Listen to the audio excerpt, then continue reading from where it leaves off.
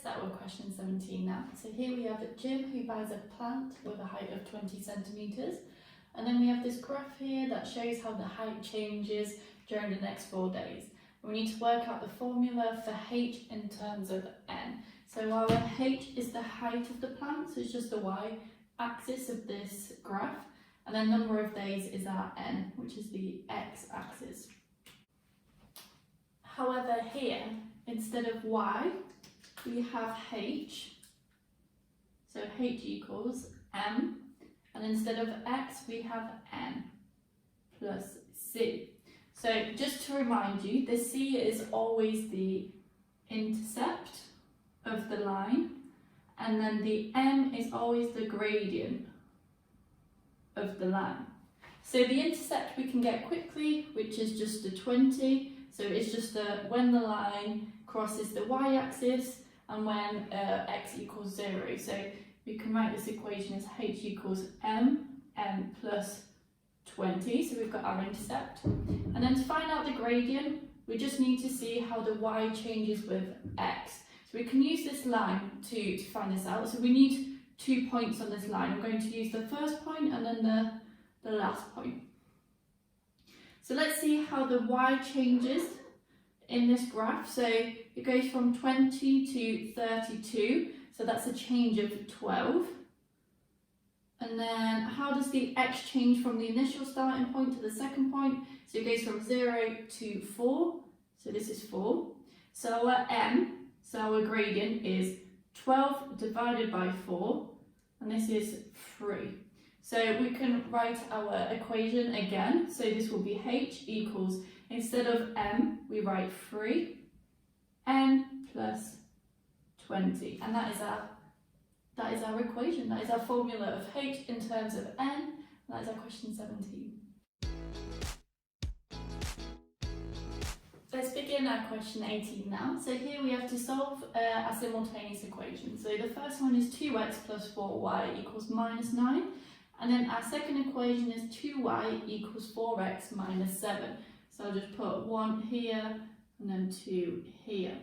So they've not made it easy to solve these simultaneous equations, as it's quite hard to eliminate because of the order of the equation. So let's rewrite them to make it a bit more friendlier. So let's keep the first one as it is. So 2x plus 4y equals minus 9.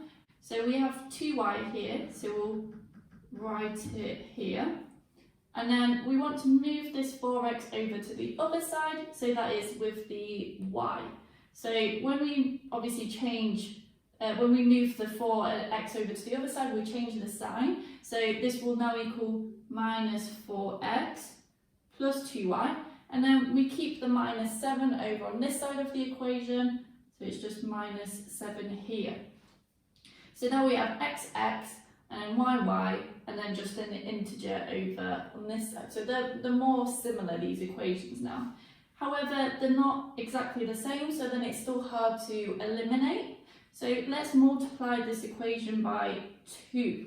So this will give us minus 8x plus 4y equals minus 14. So now we have two variables which are the same. So 4y and 4y here.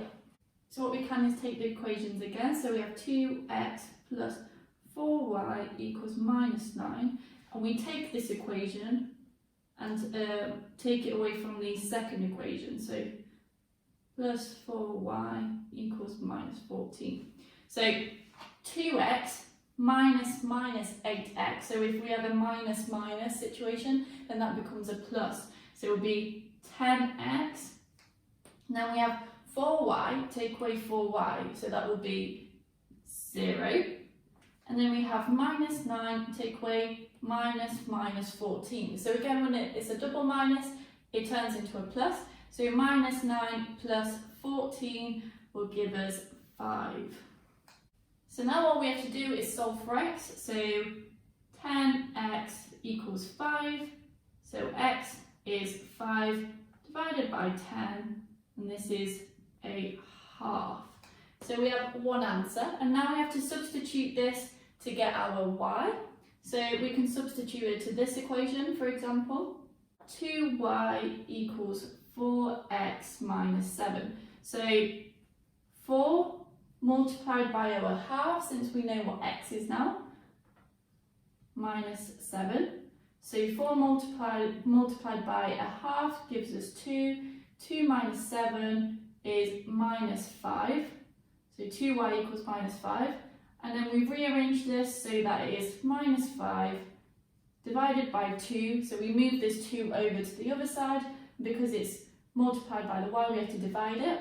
And that is our answer for y. And that is our answer for x. And that is both of our simultaneous equations solved. Additionally, what you can do is plug these numbers into the second equation to see if it still equals and if it's correct. So since we have time, let's try that. So we have 2x, so 2 multiplied by a half, plus 4y, so plus 4 multiplied by minus 5 over 2. This should give us minus 9. So let's check. So 2 times a half will give us 1, plus 4 multiplied by minus 5 over 2. So this will give us minus 20 over 2. So 1 plus minus 20 over 2. So the 1 plus minus 20 over 2 is just minus 10. So 1 minus 10 is indeed equal to minus 9. And therefore our answers are correct. And that is our question 18. Let's begin our question 19 now. So here we need to circle the expression which is equivalent to x over 5 plus x over 10. So when we have fractions, so x over 5 plus x over 10, when we are adding fractions we need to have the same denominator. So what we can do is just multiply this fraction by 2, and this will give us 2x over 10. So then we can add these fractions together since they have the same denominator now. So 2x plus x will give us 3x over 10. Let's check if this is one of our answers that they allow us to circle. 3x over 10 is just here. So we circle the right one, and that is our question 19. So moving on to question 20 now. So 28, write down the value of 7 to the power of 0. So this one's pretty simple. Anything to the power of 0 is just 1. So 7 to the power of 0 is 1. So then we move on to 20b. We need to work out the value of 32 to the power of minus 3 over 5. So there's a few steps to how to solve this, this value. So we have 32 to the power of minus 3 over 5. So when we have a minus in the indices, it's actually the reciprocal of the number. So we can rewrite this equation as 1 over 32 3 over 5. So that is our first step. We got rid of the minus sign. Now I'm going to get rid of the denominator on the indices. So I'll take a red pen. We can rewrite this. So when we have a fraction in our indices, we know that it's actually a root. So this can be rewritten as 1 over 5 root 32. And then we can't forget about this 3, so this is still cubed. However, we can solve this in the meantime. So I know that if you have 2 to the power of 5, this will be 32. So I know to solve this, I know it will be equal to 2. So 2, and that still leaves us with the cube.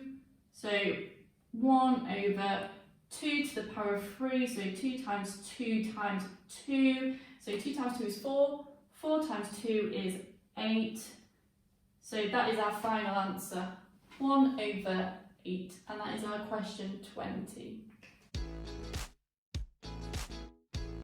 So let's begin now with our question 21. So we need to write these numbers in order of size, and we get given 4 numbers here.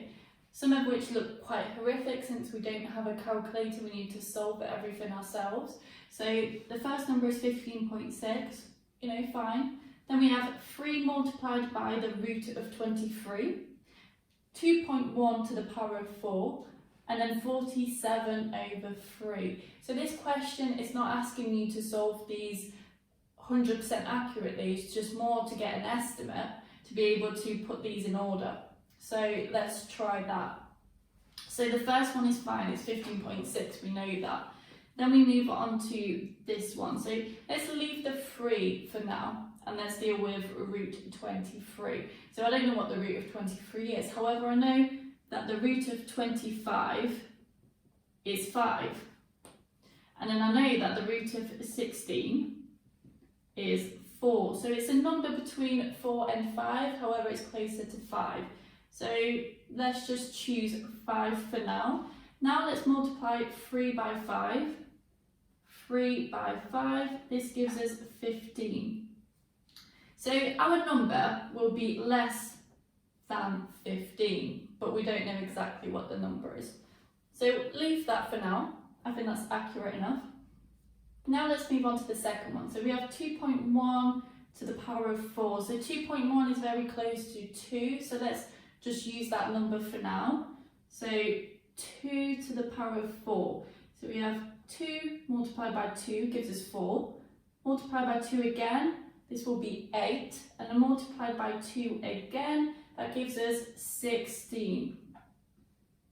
So because it's 2.1, it will be something higher than 16. Let's leave that for now as that. And then let's move on to the third one. So we have 47 over 3. So how many times does 3 go into 47? So we know it goes into 4 once, and then it leaves us with 3 going into 17. So 3 goes into 15 5 times, and that leaves us a remainder. So 0. That leaves us a remainder of 2. Then how many times does 3 go into 20? So it goes into 20 about, so 3 into 18. So 3 goes into 18 6 times. So that still leaves us 2 here, so it will be 6 again, and so on and so on. So we know it'll be a number pretty close to 15.66. So now we have these values, which should be enough to let us rank these numbers in order. So the smallest one is definitely this one. So this one is smaller than 15. So we have 3 multiplied by root of 23. Then our next value will be 15.6. Then this one is slightly bigger than 15.6, so we have 47 over 3. And then we have our last one, which should be higher than 16, the 2.1 to the power of 4. So these are roughly ordered in order of their size, and that is our question 21.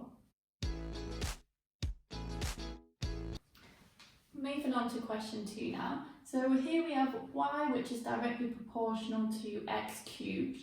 And we know that when y equals 17, x equals 4.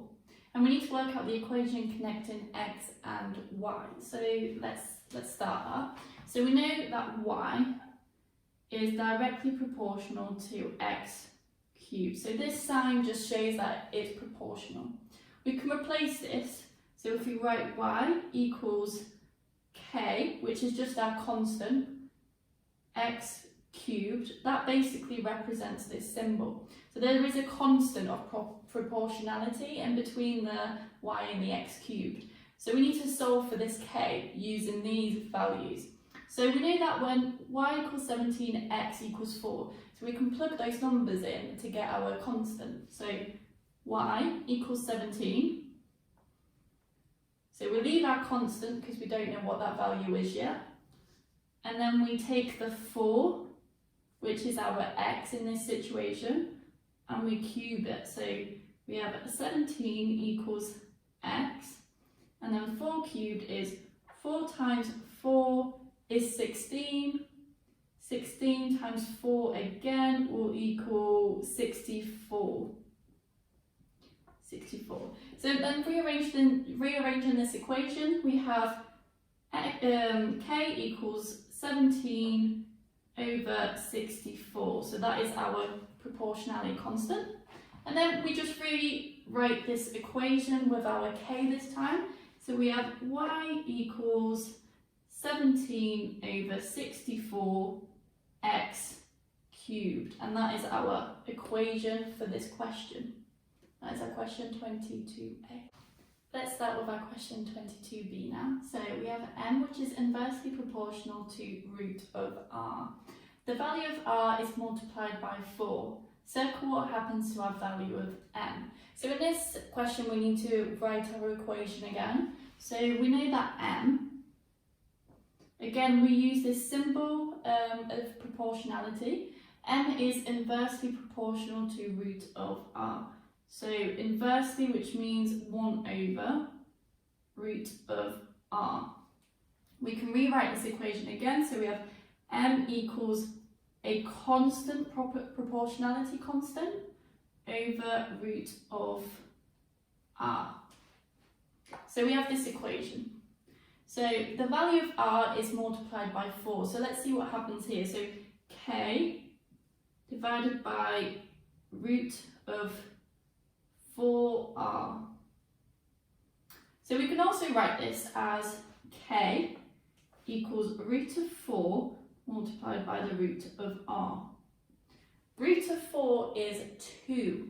So we know that k is 2k over 2 root r. We can take this value out, so we have a half times by k over root r.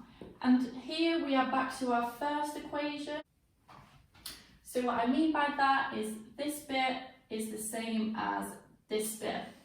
So the only difference between this equation is that m needs to be multiplied by half. So m would be multiplied by a half, or in other words, m is divided by 2. So it will be divided by 2, and it is this one. And that is our question 22b. So let's start with our question 23 now. We have ABCD, which is a quadrilateral. So this is our shape here. It is not drawn to size, so ignore that. And we need to prove that ABCD is not a cyclic quadrilateral. So in a cyclic quadrilateral, these angles would equal 180, and then these angles added together would also equal 180. So we basically need to check for that. However, these angles we are given, so we have one angle which is 92 degrees, the rest of them have an x in them, so we don't actually know the value of the angles. So we need to solve for x first, to then work out the angles and then see if they equal 180 between the two angles. So let's begin now. So we know that all of these angles added together is 360 degrees. So we will use that to solve for x. So we know that we need to add all these angles together. So we have 4x plus x plus 36 plus 5x plus 30 plus 92. This will equal 360.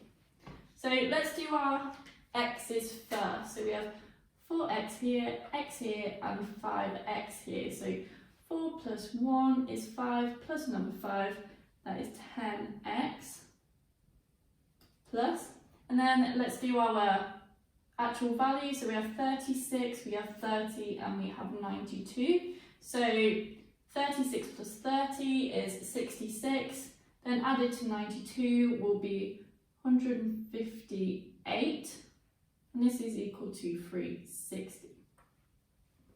So let's move this over to the other side. So 10x will equal 360, take away 158, will be 202. So then let's solve for x. X will be 202. Now we divide both sides by 10. that would be our value for x, which can also be rewritten as 20.2. So now let's find all of these angles out. So angle A is 4 multiplied by x, so 4 times by 20.2, this will be 80.4. Angle B, 5x plus 30, so 5 multiplied by 20 plus 2 plus 30, so that will be 5 times 20, that's 100, 5 times 0.2, that's 1, so 101, 131. Then we have C, which we know is 92, and we have D, so x again, so 20.2 plus 36 this time, and that 20.2 plus 36, that is 56.2. So the last bit of this question, we need to see if A and C equal to 180 and if B and D equal to 180. So where A is actually 80.8, 4 times 20.2. So yeah, let's add A and C. So A and C will be 80.8 plus 92. This gives us 172.8. So this does not equal 180. And then let's do D and B. D plus B, which we have 131 plus 56.2. That will equal to 187.2, which again does not equal 180. So therefore, this is not a cyclic quadrilateral. And that is our question 23.